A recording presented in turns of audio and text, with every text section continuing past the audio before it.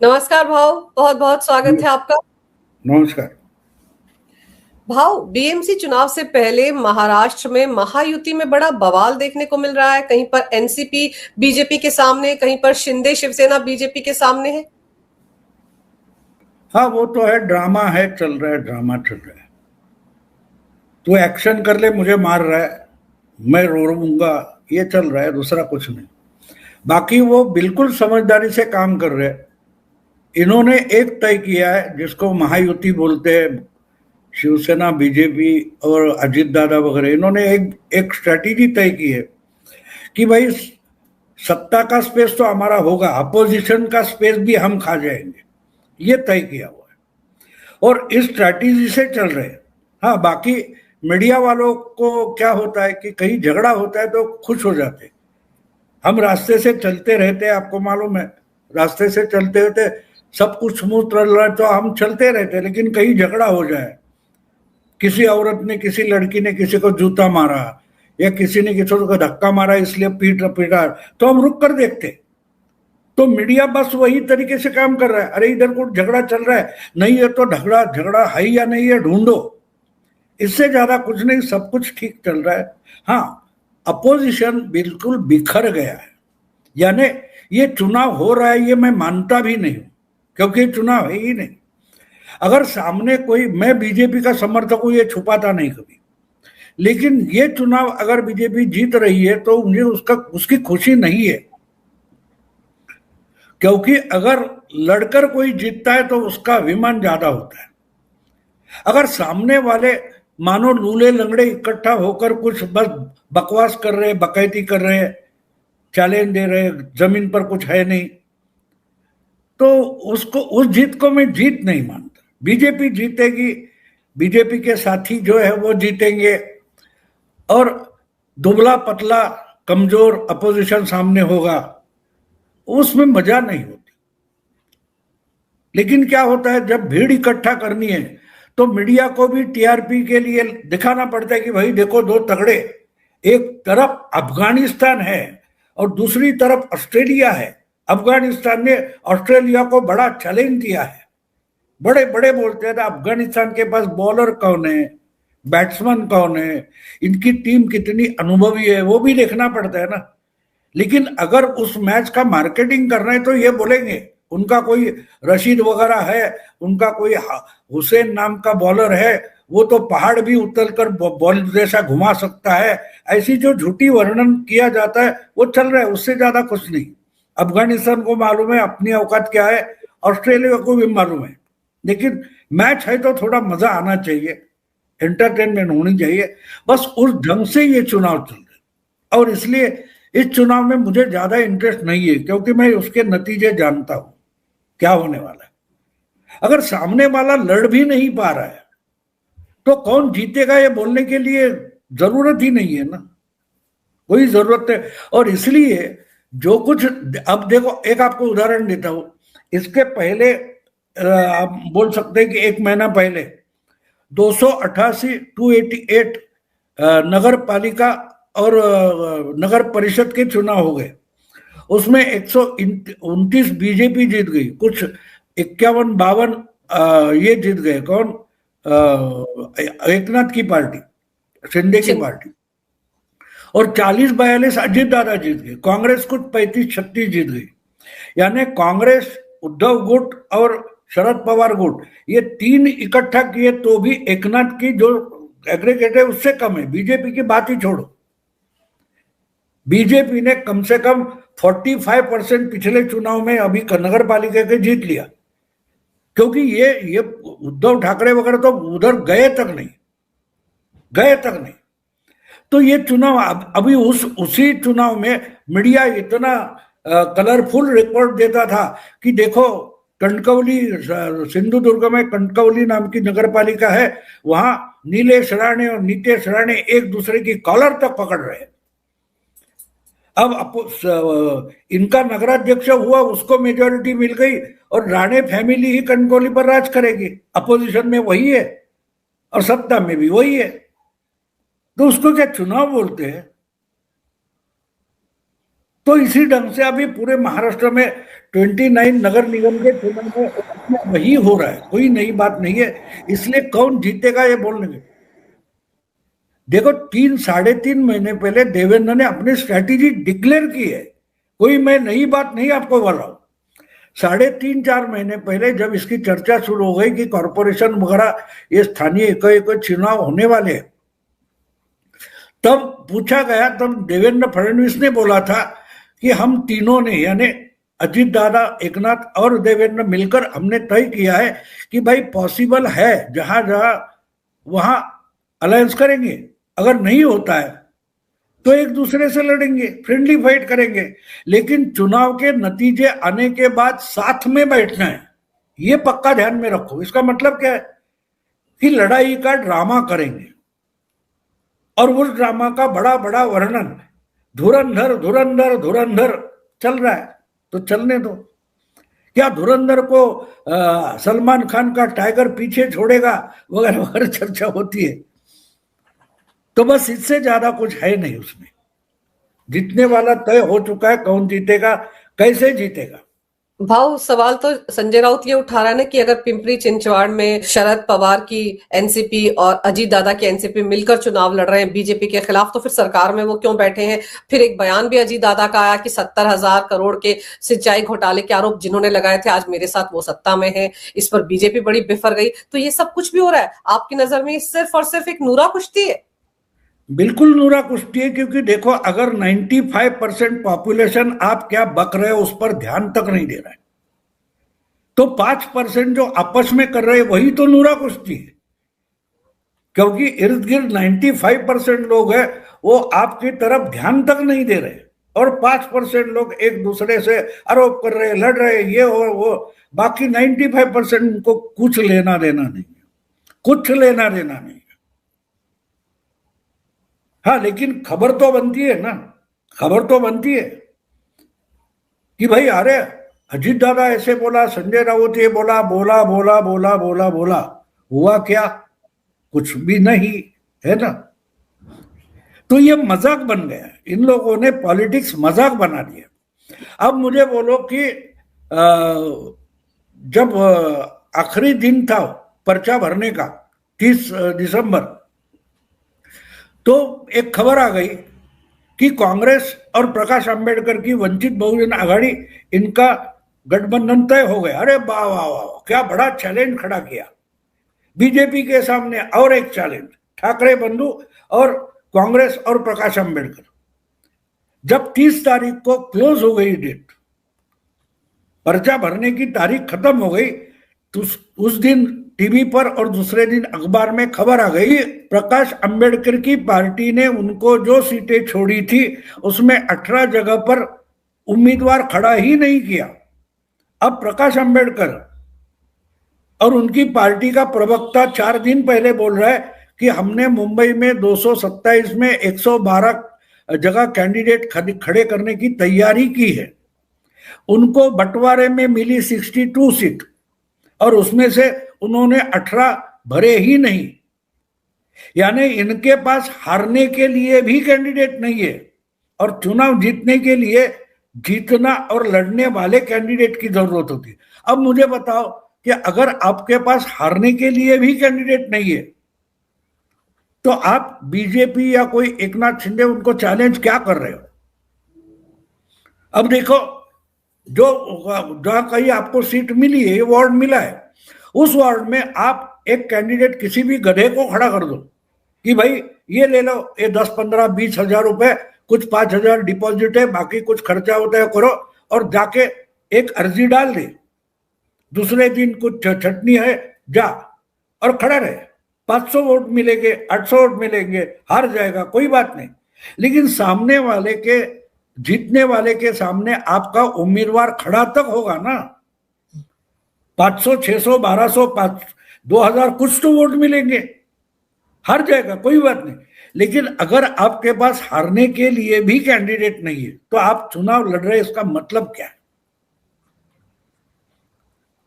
मतलब क्या होता है? मांगी क्यों रहे हो सर भाव, इतनी सीटें मांगी क्यों रहे थे प्रकाश अंबेडकर अगर उम्मीदवार खड़े वही करने तो मैं बोल रहा हूं, नहीं तो हम तो अपनी ताकत पर लड़ेंगे, इंडिपेंडेंट, हम हमारी पार्टी किसी से गठबंधन नहीं करेगी, ये सब हवाबाजी चल रही थी।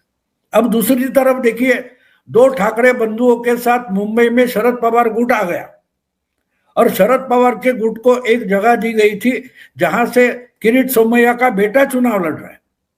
और जब उम्मीदवार पर्चा भरने का टाइम खत्म हो गया, उसके बाद खबर आ गई कि अरे उधर से तो शरद पवार के उम्मीदवार ने कैंडिडेट खड़ा किया था, उसने पर्चा ही नहीं भरा।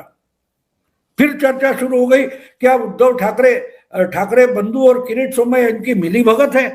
तो अब उन्होंने किसी इंडिपेंडेंट को पकड़ा और बोला तुझे हमारा सपोर्ट ले ले। ये क्या चुनाव है या मजाक है? आप बोलिए मुझे। आप अगर यूपीएससी हो, एमपीएससी हो, ऐसी जो कंपटीशन की एग्जाम होती है, उसमें इतना मजाक से कोई अपेयर होता है? ये इन्होंने मजाक बना रखा है। बस मीडिया में ये सब चुनाव हम देख रहे हैं ना, और ये अपने मन का जो आभास है उसकी खबर बना देते। तो लड़ाई है ही नहीं अगर। और दूसरी बात है, बीजेपी अगर 3-4 महीने पहले से इसकी तैयारी कर रही है और वहां से तय हो गया था कि भाई ठाणा में एकनाथ शिंदे को अपर हैंड रहेगा, मुंबई में बीजेपी को अपर हैंड रहेगा, कल्याण डोंबिवली में दोनों 50-50 करेंगे, इतनी तैयारियां हो चुकी थी। लेकिन 5 जुलाई को दो ठाकरे बंधु एक साथ एक मंच पर आ गए और आगे जाकर ठाकरे बंधुओं का करिश्मा, ठाकरे ब्रांड बोला गया। लेकिन 24 जुलाई तक, यानी पर्चा भरना शुरू होने तक, राज ठाकरे ने नहीं माना था कि हम एक साथ लड़ रहे। 24 दिसंबर को उन्होंने डिक्लेयर किया कि हम साथ साथ लड़ेंगे, लेकिन सीटें किसकी कितनी है वो नहीं बोलेंगे। तो 5 महीने आपने लगा दिए कि हाँ भाई हम साथ आ रहे, तो अगले 5 साल के बाद एक साथ लड़ने की तैयारी करेंगे। उसके 5 साल बाद यानी 10 साल बाद दो ठाकरे बंधु इकट्ठा होकर ठाकरे ब्रांड के लिए लड़ेंगे पक्का, लेकिन इसके लिए 10 साल और लगेंगे। अगर इस स्पीड से ये जा रहे, 5 महीने आपको आपका अलायंस गठबंधन डिक्लेयर करने में लगते, तो उसके लिए कैंडिडेट तैयार करने में तो 5 साल लगेंगे और लड़ने के लिए और 5 साल लगेंगे। तो 10 साल के बाद शायद 2035 में जो चुनाव कॉर्पोरेशन के होंगे, उस वक्त ठाकरे ब्रांड का कुछ लड़ाई का करिश्मा हमें दिखाई देगा, आज नहीं दिखाई देगा। भाव इस साथ में आए क्यों? राज ठाकरे को तो शरद पवार भी नॉन सीरियस नेता कहते रहे, वो अपने हिसाब से राजनीति करते फिर गायब हो जाते। तो अब ये दोनों साथ में आएंगे, सच में कुछ कमाल कर पाएंगे? ये भी एक नूरा कुश्ती, एक पोस्चरिंग है कि हाँ ठाकरे ब्रांड जिंदा रहे? मुझे तो वो पता नहीं, लेकिन मुझे एक मालूम है कि इनको मीडिया ने इकट्ठा लाया। मीडिया हमसे अरे यार इकट्ठा हो जाओ, हमारे लिए कोई खबर तो बने, आप झगड़ा करो, आप इकट्ठा हो जाओ तो खबर बनती है ना। देखो, एक हम फिल्म देखते हैं, हम एक उपन्यास पढ़ते हैं या एक नाटक देखते, तो सब कुछ ठीक चल रहा है। अभी शुरू में सब कुछ ठीक था, बीच में बिगाड़ना और अंत में सब कुछ ठीक हो गया, कहानी खत्म। कहानी तो उसके आगे शुरू होती है। ये जहां हमने कोई राजकन्या होती है, वो किसी राक्षस के हाथ में फंस जाती है, फिर उसको राजकुमार आके छुड़ाता है और उनकी शादी हो जाती है। अरे शादी के बाद झगड़े कौन दिखाता है कभी? कहानी वही खत्म हो जाती है, बताने वाली कहानी। असली कहानी तो उसके बाद शुरू हो जाती है, जब शादीशुदा राजा और रानी, राजकुमार राजकन्या, उनका झगड़ा शुरू हो जाता है। लेकिन वो कौन बताएगा? कहानी में मिर्च मसाला चाहिए, तो ये सब अफवाह वगैरह फैलाना, तो मीडिया ने इनको साथ लाया, इससे ज्यादा कुछ नहीं। और उसमें कोई दम भी नहीं था। ये सब इकट्ठा हो गए, एक साथ आ गए। 5 जुलाई को हाथ ऊपर उठाकर उन्होंने वो वर्ली डोम में सबको दिखाया। उस वक्त जिस कारण से इकट्ठा हुए थे, वो गवर्नमेंट का हिंदी भाषा की सक्ति का जीआर तो वापस लिया गया था। और वहां भाषण करते हुए राज ठाकरे ने साफ साफ कहा था कि हम मराठी के इशू के लिए साथ आए, पॉलिटिकली आए, ऐसा नहीं बोला था। वो बोलने के लिए उनको अगले 5 महीने गए। तो ये बात इनकी है। अब देखो, अब इतना चुनाव है, आप बोल रहे हैं, हम बोल रहे हैं 5 तारीख है, यानी सिर्फ 8 दिन प्रचार के लिए बचे हैं। आपने कहीं शरद पवार गुट की जो कार्याध्यक्षा है सुप्रिया सुले, उनका कोई बयान देखा है इस निगम चुनाव के बारे में? तो उनकी पार्टी क्या कर रही, चुनाव लड़ रही है। तो खबरें चल रही है और खबरों के लिए पार्टियां चल रही है। ऐसी पार्टियां ना लड़ सकती है ना जीत सकती है जो सिर्फ खबरों के लिए हुए।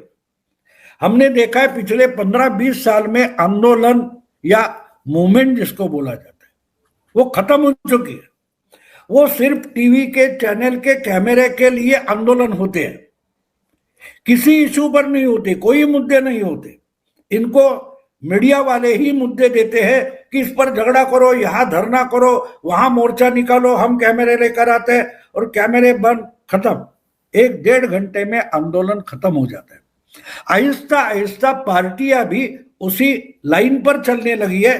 तो अब पॉलिटिक्स मीडिया में बचा है, प्रैक्टिस में नहीं बचा है। भाव, शरद पवार के पास वापस जा सकते हैं अजीत दादा, ऐसा लगता है आपको? क्योंकि पिंपरी चिंचवाड़ में वो अकेले भी चुनाव लड़ सकते थे, उनका अपना गढ़ है, उनको शरद पवार गुट की जरूरत क्यों महसूस हो रही है? 1 महीना पहले या 3 हफ्ते पहले मैंने मराठी में वीडियो किया है कि अमित शाह के आशीर्वाद से 2 पवार इकट्ठा हो रहे हैं। शरद पवार का जो पॉलिटिक्स था वो इंस्टीट्यूशन बेस्ड था।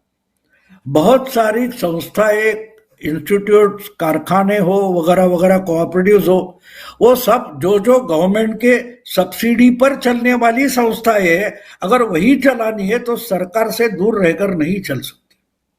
समझे आप? तो 10 साल में मोदी जी ने यह दिखा दिया कि पवार किसी भी तरीके से सत्ता में नहीं आ सकते। तो पवार ने ही 3 साल पहले अजीत दादा को भेज दिया था और पवार ने असली गेम किया है तो मैं मानता हूं अपनी बेटी का ही गेम किया है। जो अजीत दादा बार बार बोलते थे कि हमारी बड़ौदा में, इंदौर में बीजेपी वाले से बात हुई थी, लेकिन आखिर मोमेंट में हमारे चाचा बोलते थे नहीं, अभी नहीं, क्योंकि बेटी को सेटल करना चाहते। और अगर मोदी शाह बेटी को साथ लेने को तैयार नहीं तो सब फिसल जाता था। अब बात यह हो चुकी है कि पवार की उम्र हो चुकी है। और मैंने उस वक्त भी एक वीडियो किया था, ये जो मैं बोल रहा हूं कि पवार ने ही, अगर प्रफुल्ल पटेल निकल जाता है, वलसे पाटिल निकल जाता है, इसका मतलब पवार ही अजीत के साथ निकल गए। फिजिकली यहां है अलग। और तो अब ये हो चुका है कि उनको पता चला कि और मैं नहीं लड़ सकता, ना सुप्रिया आगे चलकर लड़ सकती है। उसमें उन्होंने बीच में जब ऐसा ये सब चर्चा चल रही थी, उनको सवाल पूछा गया कि क्या आप भी बीजेपी के साथ एनडीए में जाएंगे? तो पवार ने फिर से गोलमाल जवाब दिया कि अब मैं इतना एक्टिव नहीं हूं, सत्ता के साथ जाना है या आंदोलन का, संघर्ष का रास्ता चुनना है, ये सुप्रिया तय करे। और सुप्रिया बोलती ही नहीं, सुप्रिया नहीं बोल रही।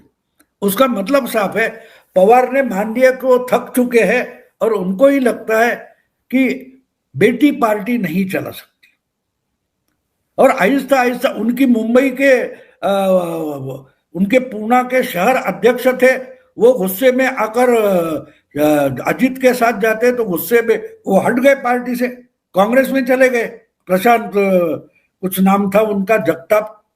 मुंबई की उनकी अध्यक्षा थी राखी जाधव, वो खुद बीजेपी में चली गई, बीजेपी से लड़ रही है।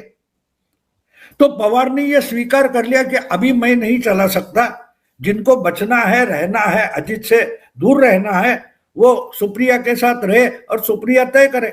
इसका मतलब साहब है कि दिखाने के लिए पवार गुट बचा है।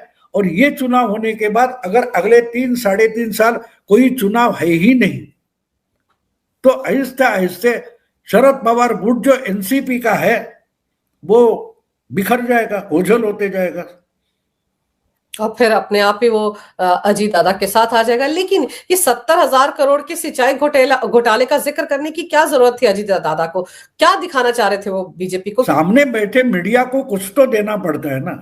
ये तो कुत्ता अपने दरवाजे पर भौंकता रहे तो तुम भी कुछ टुकड़ा डाल देते हो ना।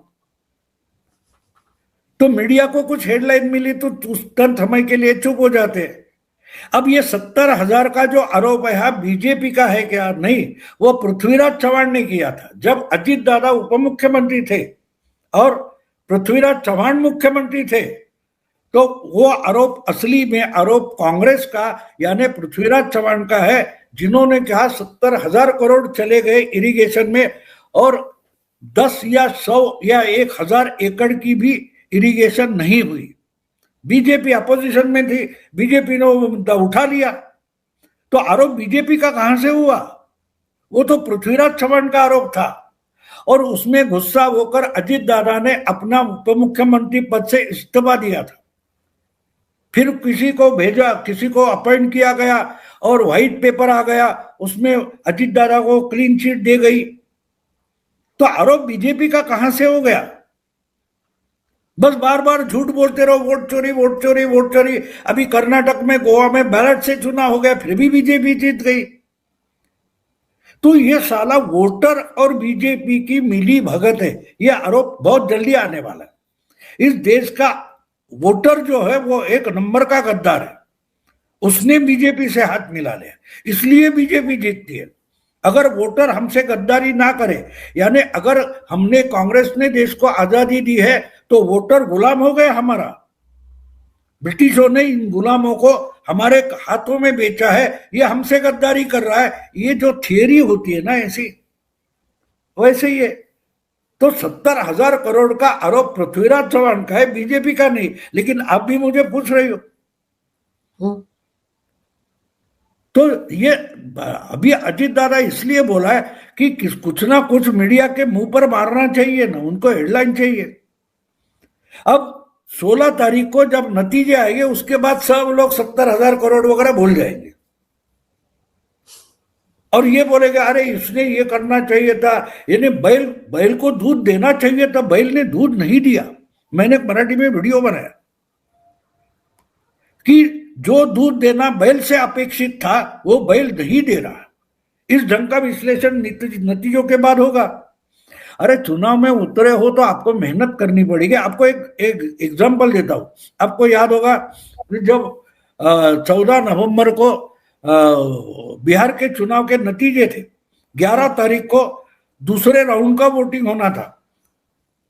संजय दीक्षित हो, ओमकार हो या धीरेन्द्र पुंडीर हो, उनके साथ जो मैंने वीडियो बनाए थे, मैंने बोला था 200 हो जाएगा, 175 तो पक्का है। लेकिन अगर सुनामी आ जाएगी तो 200 क्रॉस कर दिए। तो मैं तो ओपिनियन पोल नहीं लेता, मैं लॉजिकली बोलता हूं, बस लॉजिक के आधार पर बोला था, वो सही हो गया। तो मैंने कहां से निकाला था? मैं ग्राउंड रिपोर्ट लेने तो नहीं गया था। हाँ, लेकिन मैं जो देखता हूं उसमें जो कूड़ा कचरा होता है वो निकाल लेता, वो खबर ढूंढने की कोशिश करता। ये जो कोई माहौल क्या है वगैरह प्रोग्राम होता है ना, उस प्रोग्राम का एक वीडियो मैंने देखा था। उसमें एक 60-70 साल की बुढ़िया थी, उसको उन्होंने पूछा कि किसको वोट दिया है, तो बोली मोदी को दिया है। उन्होंने क्यों, मोदी क्यों, नीतीश को नहीं दिया, तेजस्वी ने मोदी को दिया है। तो उसने घुमा घुमा कर 3-4 सवाल ऐसे पूछे और बाद में बोला यहां तो मोदी है ही नहीं, यहां तो जेडीयू का कैंडिडेट है, नीतीश का कैंडिडेट है, तो आप मोदी को कैसा वोट दे सकते हो? तो उस बुढ़िया ने जो जवाब दिया वो खबर थी। वो बोली नहीं नहीं, हमने मोदी को ही वोट दिया है, मोदी का चुनाव चिन्ह तीर है, बाण है। अब इसमें खबर ये थी कि इस बुढ़िया के दिमाग में इस चुनाव क्षेत्र में मोदी का चिन्ह तीर है, ये जिसने डाला है। इतनी माइक्रो लेवल पर अगर बीजेपी काम करती है तो बीजेपी जीतेगी। वो तो कोई चैनल की चर्चा डिबेट नहीं देखती ना बुढ़िया वो, लेकिन वो उसके साथ आर्ग्यू करते नहीं नहीं, मैंने तो मोदी को ही वोट दिया है क्योंकि यहां मोदी का चुनाव चिन्ह तीर है। तो इसका मतलब उस बुढ़िया को किसी ने 3-4 बार ढंग से समझाया होगा कि भाई अगर यहां तुम्हारा वोट है और मोदी को देना चाहती हो तो तुमको लिस्ट में कहीं भी कमल चिन्ह नहीं दिखाई देगा। अगर कमल नहीं है तो तीर पर बटन दबाना है। यहां से मैंने समझ लिया कि चुनाव किस लाइन पर जा रहे हैं। खबर वो होती है, लेकिन खबर क्या है? द्रोणाचार्य ने पूछा सामने क्या दिख रहा है? पत्ते दिख रहे, पेड़ दिख रहे, पहाड़ दिख रहे, या फल दिख रहे, शाखाएं। पंछी की आंख नहीं दिखाई दी। पत्रकारिता को पंछी की आंख देखनी चाहिए। वो छोड़कर सब कुछ देखते हैं, सब कुछ ग्राउंड रिपोर्ट बनाते हैं और समझ नहीं पाते कि खबर क्या है। तो इसलिए मुंबई में बैठकर मैं बिहार का लॉजिकली आंकड़ा या नतीजा सही बोल सकता हूं। इसका कारण मैं खबर ढूंढ लेता हूं, वो किसी भी कचरे कूड़ेदान में पड़ी हो। तो इसलिए ये जो होता है वो देवेंद्र हो या अजीत हो या एकनाथ हो, ये मीडिया के सामने टुकड़े फेंक देते हैं, बस ये चाटते बैठ जाएंगे और असली खबर इनके हाथ से निकल जाती है। भाव, ये जो मेयर को लेकर बवाल मचा है, देवेंद्र फडणवीस ने कहा कि मराठी हिंदू बीएमसी का मेयर बनेगा। वहां से वारिस पठान उठ खड़ा हुआ है कि एक बुर्का पहनने वाली महिला क्यों नहीं बन सकती। ये सब क्या है? क्योंकि मुंबई में तो काफी हद तक डेमोग्राफिक चेंज तो हुआ है ना पिछले सालों में। नहीं हुआ है, ठीक है ना। तो अगर वो बुरखे वाली महिला हो सकती है बोल रहा है ना, इसी को मैं मीडिया के सामने फेंकी हुई हड्डी मानता हूं। मीडिया को भी मालूम है बुरखे वाली नहीं बन सकती, फिर भी उसको बढ़ा चढ़ाकर बोलेंगे। क्यों बोलते हो भाई, क्यों बोलते हो? अगर वारिस जो है ओवैसी की पार्टी का, उसके 10 कॉर्पोरेटर भी चुनकर नहीं आएंगे तो बुरखे वाली महिला कहां से लाओगा? लेकिन चर्चा तो करनी है, 24 घंटे चैनल तो चलाना है, ढोल गले में डाला है तो बजाना तो पड़ेगा। तो बस किसी भी चीज, इसको हमारे गांव में हमारी नानी थी, वो एक कहावत हमारी बोली में बोलती थी, गावात लगी ननी कुतरेक बोआ। मतलब गांव में शादी है तो लाउड स्पीकर लगा हुआ है, ढोल नगाड़े बज रहे और ये कुछ हो रहा है। दूल्हा जो है वो घोड़े पर बैठकर आ रहा है, या दुल्हन है उसको ग्राम दैवत है वहां कर लेके जा रहे, मेहमान आ रहे, मेहमानों की गाड़ी आ रहे। तो चौराहे पर जो बेवारस कुत्ते होते हैं उनको पसीने पसीने हो जाते, साला किस पर भौंकना है, इसको भोंकू या उस पर भोंकू या उस पर भोंकू। बस मीडिया की हालत वैसी हो गई है, इनको पता ही नहीं चल रहा है कि खबर क्या है, कौन बाहर का है कौन अंदर का है, किस पर भोंकना है किस पर नहीं भोंकना है। तो जिनको इनकी तकलीफ नहीं चाहिए वो हड्डी फेंक देते हैं, ये चाटते बैठ जाते हैं। तो ये बुरखे वाली महिला कहां से आ गई? बुरखे वाली ओवैसी का मेयर होगा मुंबई में, वो चांद से आया होगा, बनाओ खबर। अब चांद पर जाना आना इतना आसान है, लेकिन खबर बनाई जाएगी, खबर बनेगी। भाव, ओवैसी की पार्टी में एक महिला, बुर्का पहने हुए वाली महिला को तो ये अध्यक्ष बना नहीं सकते, लेकिन मुंबई की मेयर बुर्का नशीन होंगी, ये बातें फैलाई जा रहे हैं। लेकिन आप बिल्कुल सही कह रहे हैं कि महायुति में सब कुछ ठीक है, लेकिन बस मीडिया को भ्रमित करने के लिए पक्ष भी हम ही हो, विपक्ष में भी हम ही हो, इसीलिए इस तरह की खबरें दी जा रही है मीडिया को और वो हेडलाइंस बन रही है। और देखते हैं कि 16 जनवरी को जब नतीजे सामने आएंगे उस दिन क्या होता है, तब सबको पता चलेगा कि असली क्या खेल खेला महायुति ने। आपने समय निकालकर इस विषय पर बहुत ही अहम जानकारी दी भाऊ, इसके लिए आपका बहुत बहुत धन्यवाद। नमस्कार।